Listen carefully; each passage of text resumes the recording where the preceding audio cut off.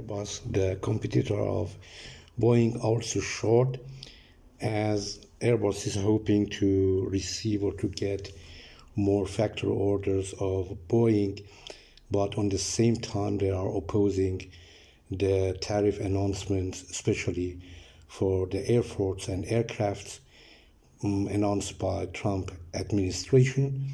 But the crisis now in the Air Force industry is growing.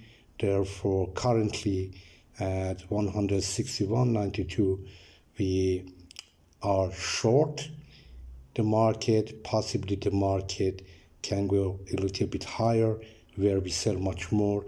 And the first target is at 151, and after breaking that level, the second profit target is at 139. If the market is breaking that level, we potentially can see also prices at around 136.